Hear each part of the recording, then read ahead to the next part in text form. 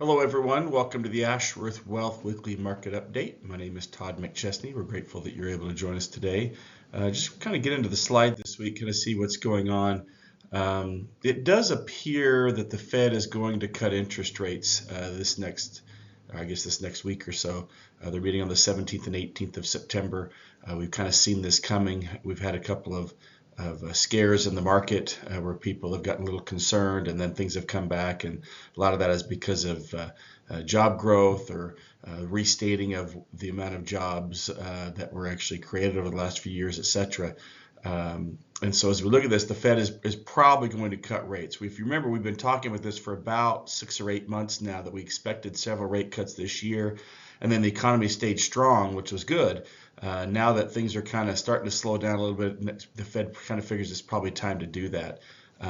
As we look at that, most people are expecting a 25 basis point rate cut, or 1/4%. There is a chance that they could go 50 basis points, which would be 0.5%, obviously. The question about that is, if that were to happen, would the market think that is a good thing or a bad thing? Now, anytime we talk about these short-term swings in the market, we're talking about the two emotions, right? Fear and greed. In the long run, markets always perform based upon profitability, and as companies continue to grow and become more profitable, their stock grows, and we're usually in pretty good shape there. But these short-term things kind of have an effect on people's emotions. That also happens with interest rates. As interest rates get cut, not only does the stock market usually do pretty well, it also affects the prices of bonds. And so if you're owning bonds in your portfolio that are paying 3 or 4% or 4 or 5%, and all of a sudden interest rates get cut, your bonds that you're holding are generally more attractive to investors than the new bonds, which are paying a lower rate. And so as we look at this, you can kind of see from this slide that even the indices that track these bonds are not always carrying the same amount of the entire, I guess better way to say that, the entire market of such bonds. For instance, the indices that track treasuries are only about half of those compared to what the actual U.S. fixed income market has. Mortgage-backed securities is about half.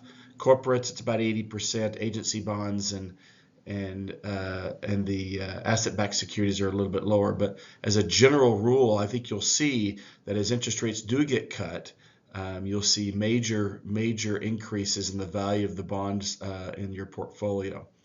Most of us have bonds in our portfolio. It can be 20%, it can be 30%, it can be 40%, depending on where you are in your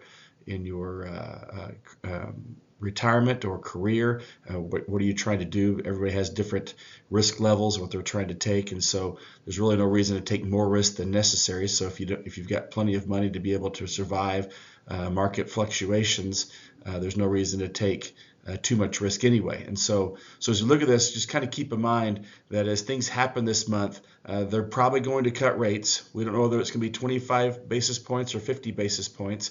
If 50 basis points happens, it could put a little bit of a couple days shock into the market, and kind of where people are like, hey, that could be really, really good, or people could be thinking, oh my goodness, why are they going so heavy? So just keep that in mind. But also keep in mind that just because interest rates are dropping doesn't mean that you shouldn't hold bonds in your portfolio. Those bonds will finally get a little bit of a kick that we've been waiting for the last several years, because your bonds are going to be more valuable that you're holding versus the ones that are being issued on the marketplace. So anyway, hope that makes sense. If you have any questions, feel free to reach out to any of us here in the office. We're happy to answer any questions as we continue to meet with many of you over the fall review season. You can reach out to us anytime.